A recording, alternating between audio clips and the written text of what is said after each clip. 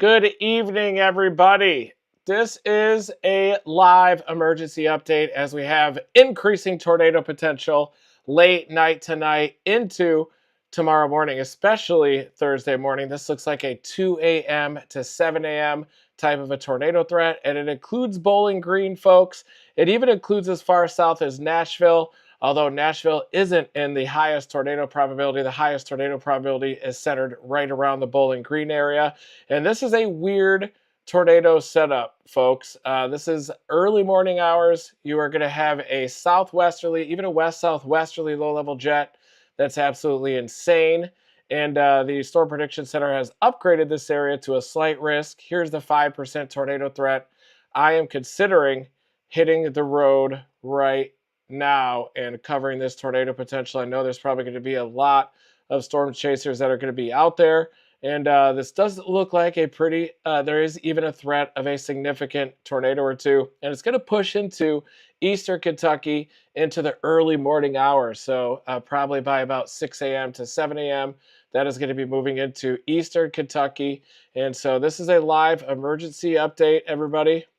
I usually do this for members, but since this is going to have potential impact and a loss of potential loss of property damage, you might even have some risk to life and property out there tonight. So definitely stay tuned to those watches and warnings. Keep your weather radios charged up.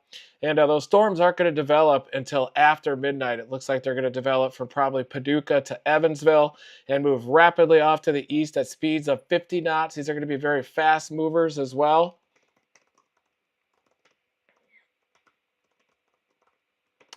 Whoa, what a weird setup. We're going to get into the specifics here. I'm going to show you all the models. We're going to look at photographs. And I'm also going to show you where that warm front is tracking. Right now it's moving up through southwestern Tennessee, but it's on its way northbound. And there definitely is going to be the threat of possibly even a significant tornado or two.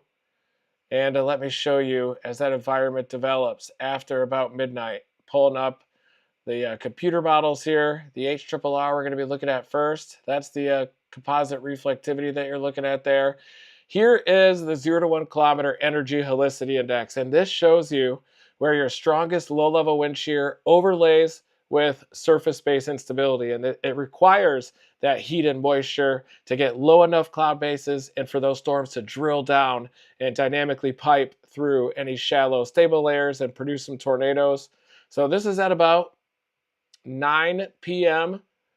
Central Time, so here in about an hour, and that's going to be approaching the Kentucky border. This is at about 10 p.m. here, folks. There you can see that warm frontal zone lifting up through western Tennessee all the way up to the Kentucky-Tennessee border, and it's also getting more favorable for tornadoes with time. So you got darker colors that are happening. Let me make sure my Epic pen is lined up. It is perfect, right on the nose, that instability lifting north. And this is all fueled by a 70-knot low-level jet that is just rocketing just above the ground, about a kilometer above the ground. And that's going to be lifting that warm frontal zone into southern Kentucky after midnight. And by this time, storms are already going to be developing out across western Kentucky by about 1, 2 a.m. Here's your warm frontal zone, lifts up into southern Kentucky, held back a little bit by the terrain of eastern Kentucky, at least early on. But this is all driven by a low-level jet, 60 to 70 knots. And that's over top about due southerly surface wind. So you've got directional shear, you've got speed shear, and it's that 60-plus knot low-level jet that is just going insane. So I'm going to show you that low-level jet here. What a weird setup, folks, to have such a westerly low-level jet like this. Dew point's about 61. When you have a lot of these westerly winds throughout the profile, it'll throw that elevated mixed layer or mid-level dry slot west to east over that moisture, and it sets the stage for steep lapse rates, supercell storms, nocturnal supercell storms, and nocturnal tornado potential. At least you can see the strongest low-level jet is north of the Nashville area. It's centered over Kentucky, and that's where you get the strongest low-level wind shear, possibly even exceeding 400 in spots. And again, as I mentioned, by this time, about 2 a.m., Storms are going to be initiating near the Mississippi River, out near Paducah to Evansville. These are going to be the storms that we're going to want to watch out for. These ones initially across eastern Kentucky are going to be elevated, which means that they're not going to have much tornado potential. But that warm front's going to be lifting up like this, out of western Tennessee into southern Kentucky, ahead of these developing storms from Paducah up to Evansville. These are going to race off to the east-northeast at speeds of up to 50 knots, moving right into that surface space instability as it invades from Tennessee into southern and eventually into central Kentucky. And you step forward to about 3 a.m. and look at these things mature. And they already have that classic supercell shape. This is a nasty line of storms that's developing. You're looking at the 0ZHRRR model. These storms are going to have tornado potential right out of the gate. And you can actually click on an environment just ahead of that storm to learn how it's behaving. And just ahead of the warm front, you can see that we've got a shallow stable layer initially, but that warm front's coming. So it's 60 over 59 there. Here you can see a stout elevated mix layer. See how that green line separates from the red line being temperature, green being dew point. That means that you've got a slot of dry air coming in the middle troposphere. That goes over that moisture at the low levels, steepens those lapse rates. That's the rate at which the temperature decreases with height, and that's how you get this cape. And as that warm front advances, that's going to warm up those surface temperatures. You can see these numbers here. Very strong low-level wind shear. Look at your curved hodograph. But I want to show you what the hodograph looks like in the unstable inflow of these storms as they move off to the east. At about 9Z, they kind of lose their identity a little bit. But then about 5 a.m., look at this. They really start to invigorate around 4 to 5 a.m.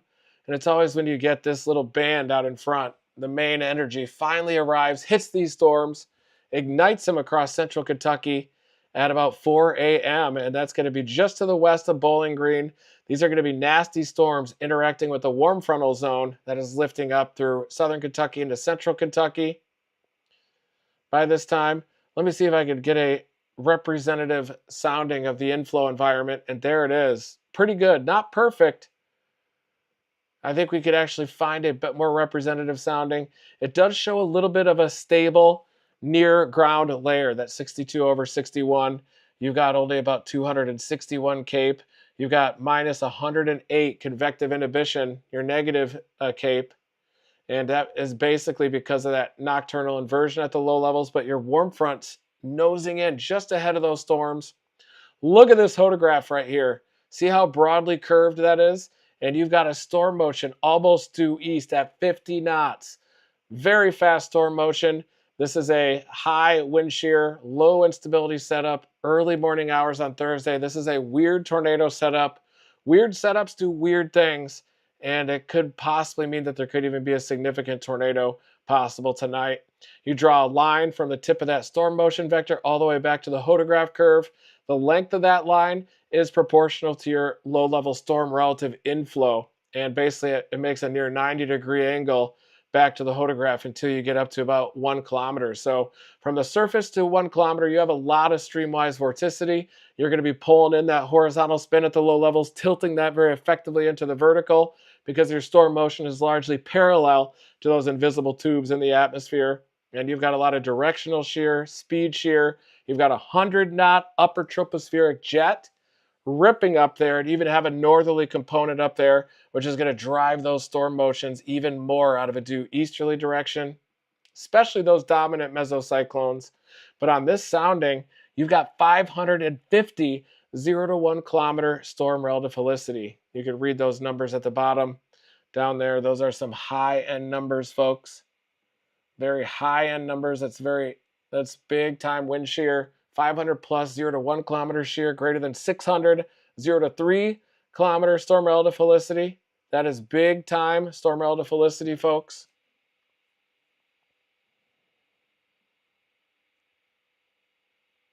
And your convective temperature is 72. So you're basically going to have an intense mesocyclone, and it will have to dynamically drill through any shallow stable layer that's located in the near ground layer. But when you have such strong wind shear and you get these established mesocyclones, these things are going to be capable of drilling through that layer, especially on the southwest side of this line. You basically have an MCS that's going to be moving through the central Appalachians, and your instability is coming in from the southwest, nosing into central Kentucky.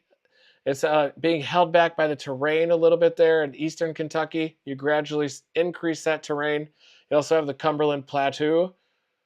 But basically, where that warm frontal zone lifts up to those storms, meets up with them, that's where you're going to have that greatest tornado threat. And you're looking at 5 a.m. here, 6 a.m. Central Time, and you still have supercell storms extending all the way back to near the Bowling Green area. It looks like, according to at least the HRRR model, that most of that vigorous convection stays north of the Nashville area up into Kentucky. So if you know anybody that lives in this area, please share this stream. This is an in-depth breakdown here of a weird tornado setup. And these supercells are going to develop possibly as early as about 1 to 2 a.m. out near the Mississippi River, western Kentucky, Paducah, up to Evansville. And they're going to move rapidly off to the east-northeast at about 50 knots. And it looks like the models are hinting at some reinvigoration of these storms at about 4 to 5 a.m. Maybe 3 to 4 a.m. I could see that happening right at about this time frame. And you look at your low-level jet, and it is cranking here, 65, 67 knots out of the west-southwest. This also makes it a weird setup. You have these very westerly low-level jet winds. These are about 1 kilometer above the ground. Usually these are more southerly. They'll have a little bit of a component out of the west, but usually they're more oriented out of the due south or south-southwest, and that'll give you a nice hump in the hodograph. But this one, because the winds aloft are more westerly, if not even a little bit west-northwesterly, that gives you a more west to east storm motion, and that comes in at a bit of an angle here to that southwesterly low-level jet. But it definitely is very westerly. When you get a low-level jet that's out of the west like that, sometimes it can be difficult for tornadoes to happen. But here's your significant tornado parameter, really peaking here near from the Kentucky border northward into central Kentucky. This is at about 5 a.m. So this is an environment that's going to be capable of even a strong tornado or two in the early morning hours. And we'll look at a forecast sounding, hopefully, right in the middle of southern Kentucky there, 62 over 60. Looks like we have a little bit more low-level instability. We got about minus 98 convective inhibition. But look at that hodograph in the upper right. That is a massive sickle-shaped hodograph there, a Dixie Alley hodograph, although your low-level jet is oriented very westerly. That puts the hump of the low-level jet out here a little bit further right on the hodograph, but you do have an almost due easterly storm motion, and your critical angle there of 52 degrees is actually decent for Dixie Alley. That's actually a pretty stout critical angle. You've got greater than 500 0 to 1 kilometer storm relative helicity. Your convective temperature is 73, so that does show you one weakness of this setup is going to be that shallow, stable layer right at the low levels, and sometimes that can be a total deal breaker for tornadoes, which of course would be a very good thing for that area. This is an area that doesn't need to see more tornadoes, but by about 9Z, significant tornado parameter, right up to the front there in western Kentucky, and you've got supercells that are going to be lined up like a string of pearls probably by this time, moving out of western Kentucky into central and southern Kentucky there. Anything in blue is big time for this time of year, especially. The significant tornado parameter is a composite index that gives more weight for the low-level wind shear, which is very important for strong tornadoes. By 6 a.m., it largely peters out, and it looks like that instability has difficulty moving into eastern Kentucky. But anywhere you have non-zero instability, you're going to have a chance of tornadoes, just given the magnitude of that low-level wind shear. Look at that storm relative helicity, folks. Look at that. 400, 500 right there, eastern Kentucky. And you have some decent wind shear all the way down to the Nashville area, even through 6 a.m., greater than 300, even though it's much higher from the Kentucky-Tennessee border off to the north. Those areas in purple, extreme wind shear, and that develops right up against the storms. There you can see those storms. They look like holes in the instability right there, lined up, moving into the purple areas. Those are going to be supercell storms moving into high-end wind shear right there, folks.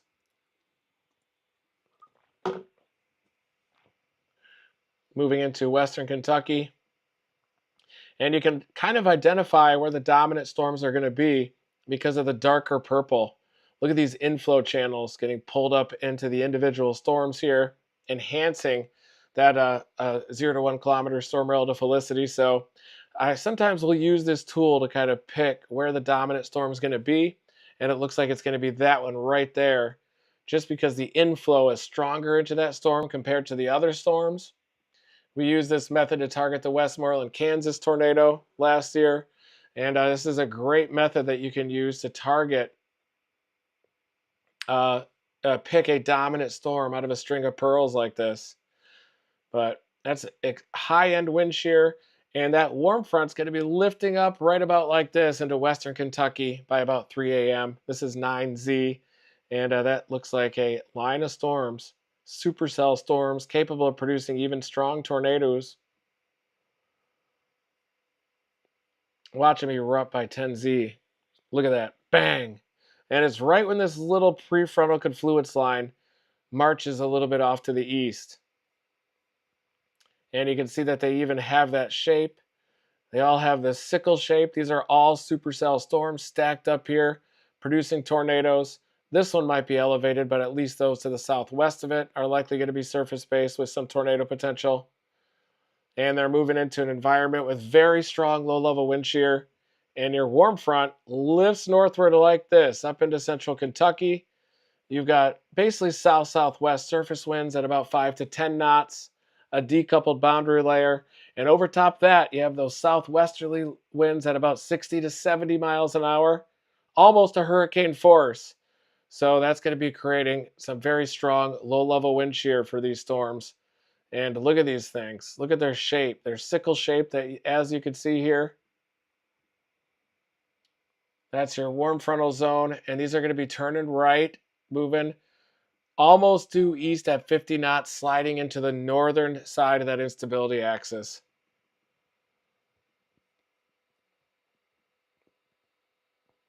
These are going to be long track supercells, as they often are when they're like this. Thanks everybody for tuning in. Share this stream if you know anybody that lives in this area. I want to show you the progression of this warm front using one of my trusted model sources here, folks. This is the WRAP model. I'm a WRAP guy.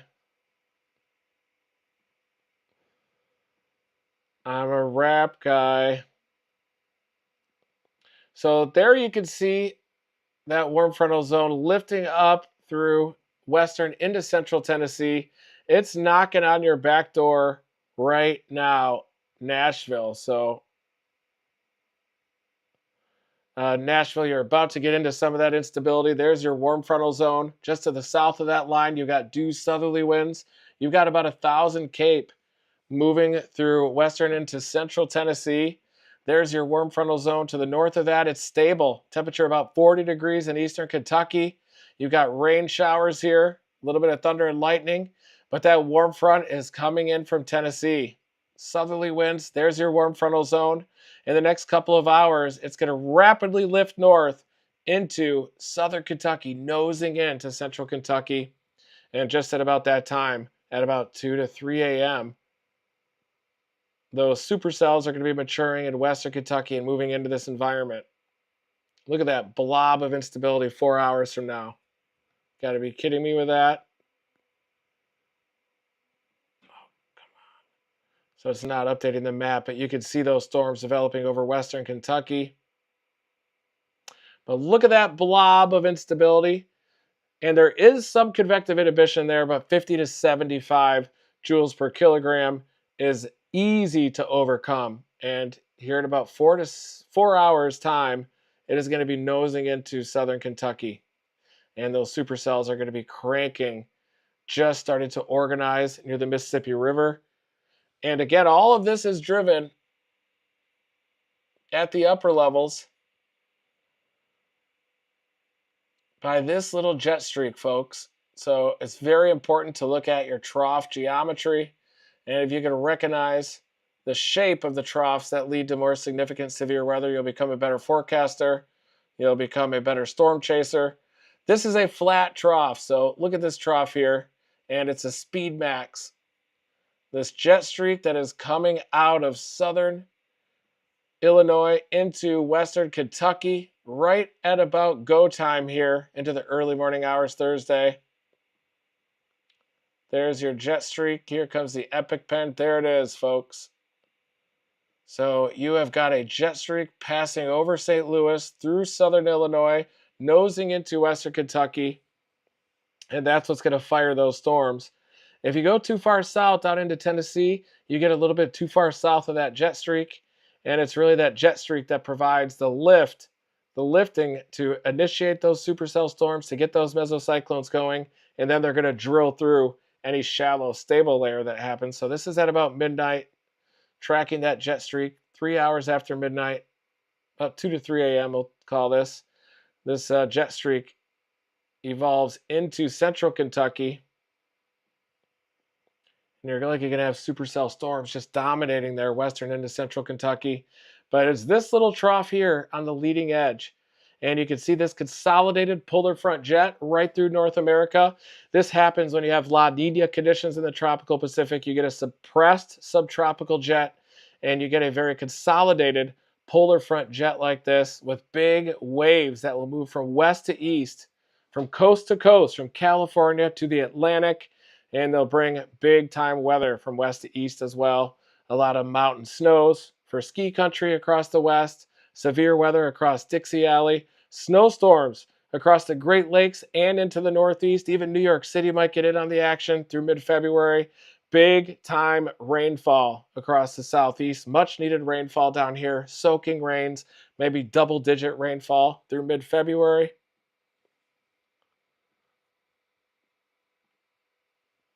This is a pretty cool long-range severe weather product.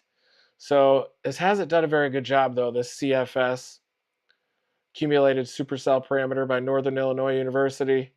But you can definitely check out some of these maps on here. They're still showing the potential for some severe weather the second into third week of February. That area expands the third week of February, like February 19 to the 26th. But those colors have come down a little bit. And the CFS has always kind of dangled severe weather potential right in front of us in week 1 and week 2 of February. And you may remember some of our earlier live briefings. We were picking up on this. Severe weather potential into February and a very active storm pattern. So the Storm Prediction Center upgraded this tornado probability based on this latest guidance, centered around Bowling Green, but it does include Nashville, even includes Louisville up there as well. Upgrade to a slight risk, but there is going to be even the potential of a significant tornado or two. Let me show you really quick what the updraft helicity tracks look like, everybody. Be sure you share this stream too. Got to be kidding me with this. Oh, wow. We're trending toward even worse.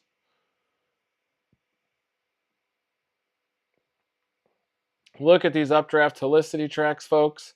These are long track supercells, and it's this southern one that we really got to watch out for right here. You know that a supercell that's moving at 50 knots is going to cover a lot of ground, and that's what happens, moving west to east through Kentucky. I might be able to get on these in eastern Kentucky in the early morning hours tomorrow. So there's a decent chance that I might just hop into the Dominator 4, head around the Appalachians up toward Kentucky, and we'll work the central Kentucky area. Those are long track supercells, as you'd expect with those fast storm motions. And by tomorrow morning, by 7 or 8 a.m., they are moving into southwestern West Virginia, the western part of Virginia here, and they move through eastern Kentucky. So they do sustain themselves all the way across Kentucky with that jet streak. You may remember that Cookeville, Tennessee severe weather setup some years ago that happened in the middle of the night. Even though I'm not saying this is going to happen as a tornado of that magnitude, but one that's kind of coupled with a jet streak like this, moving west to east across Kentucky, coupled with a jet streak with the ageostrophic circulation of this jet streak, that they a lot of times cause problems. And look at those. That's right at the nose of the dew points. 62 dew points here up into Kentucky by about 10Z. So those are some decent dew points for this time of year, especially when you have a lot of cold air aloft like that. So anywhere in blue is 60 plus. Those dew points right there that are nosing into central Kentucky. 62, 62 there, 61. That is probably going to cause some problems tonight. It looks like the instability is struggling with the higher terrain here of eastern Kentucky, but the HRRR model shows those supercell storms sustaining themselves all the way 7 or 8 in the morning, all the way into eastern Kentucky, even into these 56 to 57 dew points.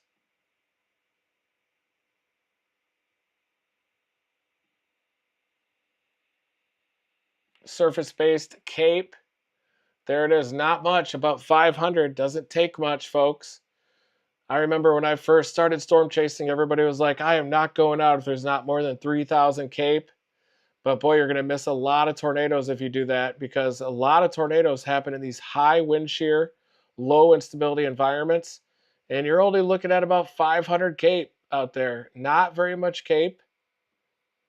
But you do have very strong low-level wind shear. Look at that in the purple there. Very strong 0 to 1 kilometer storm relative helicity there in purple. And again, we can use those little pops here at low-level wind shear to identify the dominant supercells within that line, within a string of pearls. So you can tell that this supercell right here is going to dominate, and that's why the updraft helicity track also shows that from west to east across Kentucky.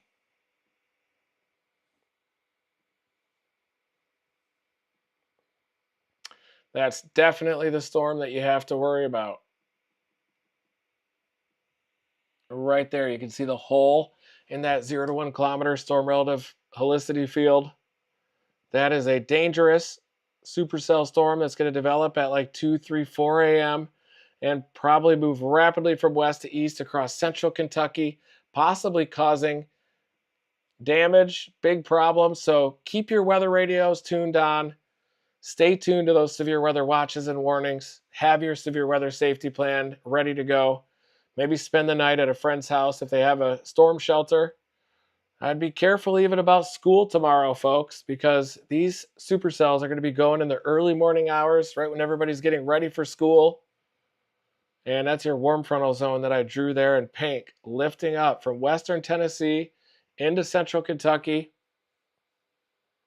Those areas in purple. I mean, look at that. Let's see what a hodograph looks like in that area with 460, 0 to 1. Look at that hodograph in the upper right. That is a big curved hodograph.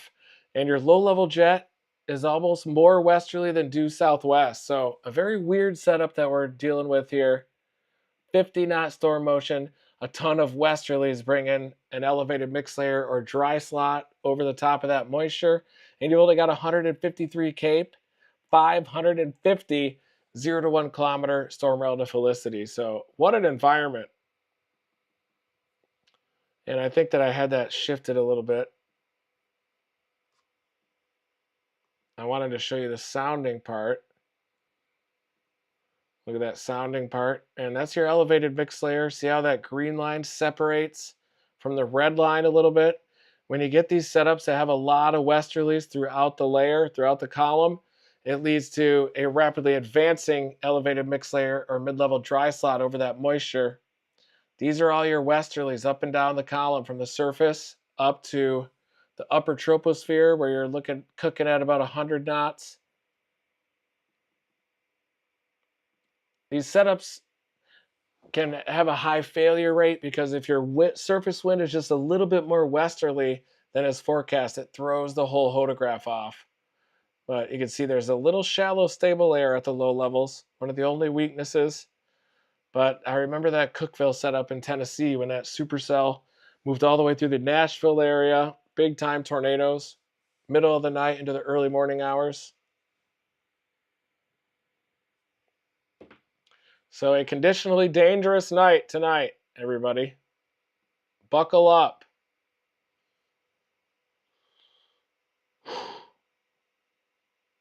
We looked at a lot of stuff here. Long track supercell, 0 to 3 kilometer shear, greater than 600. Look at that. Crazy coloration, folks. Let me pull this off to the left so that you can even see it. This is 0 to 3 kilometer storm relative helicity. Greater than 600, 6 to 700 just feeding into these storms. So if you have any localized backing of the surface wind, I think that'll even increase the severe weather potential, the tornado potential.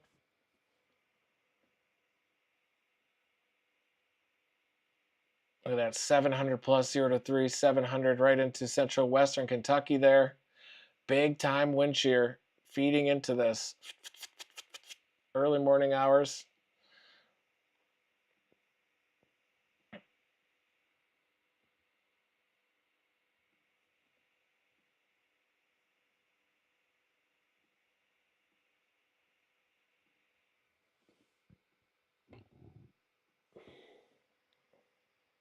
That's very strong wind shear. Southern central Kentucky. 0 to 1, 0 to 3. Your storm mode favors supercells, so definitely much agreed with the upgrade to slight risk, everybody. Thank you for tuning into this live emergency update. If we are going to be activating live storm chase mode, I will let you know. I'm going to be using this for pure. We're doing some major upgrades to our live streaming setup this year, so you just wait and see. Brian is busting it right now. He is working very hard on refining our live streaming. We still have some more Twisters IRL episodes to deploy. And we have our 2025 seasonal tornado forecast that we still need to do. So I did a couple live streams for some Team Dominator members recently. And we're talking about the Pacific climate system, the La Niña, that is maturing in the tropical Pacific.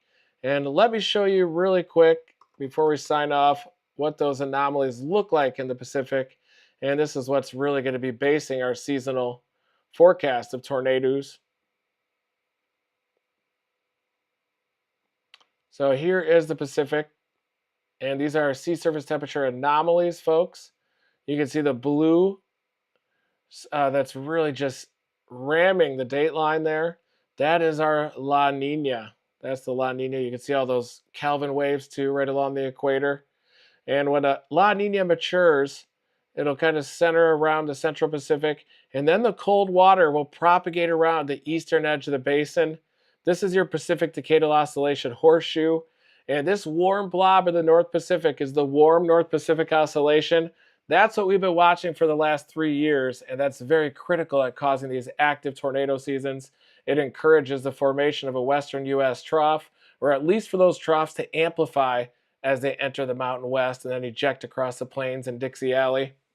But when we've had El Nino conditions in the tropical Pacific during 2022, 23, 24, that led to high pressure dominating Dixie Alley, and you had an active subtropical jet split flow pattern. A lot of times you get a very buckled jet, but you still want this western U.S. trough, and a lot of times they would persist for a long time out there, leading to more persistent severe weather.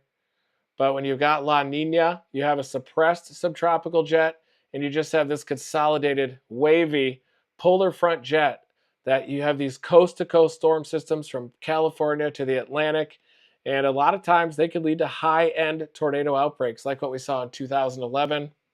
And this pattern, sea surface temperature pattern, looks eerily similar to spring of 2011. Even have some erosion of the North Pacific Oscillation with a little increased upwelling on the south side of Japan there. But that should just concentrate your warm North Pacific Oscillation up here around the date line. La Nina will persist. And you've also got this warm Western Pacific Oscillation, just like we had in 2011. That means that we're going to have an energized Madden-Julian Oscillation. So we're going to have bursts of really high-end severe weather. And we're also going to have that high pressure that has been dominating Dixie Alley, the southeastern U.S. That's going to get displaced out over the Atlantic Ocean. And what that's going to do is open up Dixie Alley for severe weather, for more rainfall, for potential outbreaks.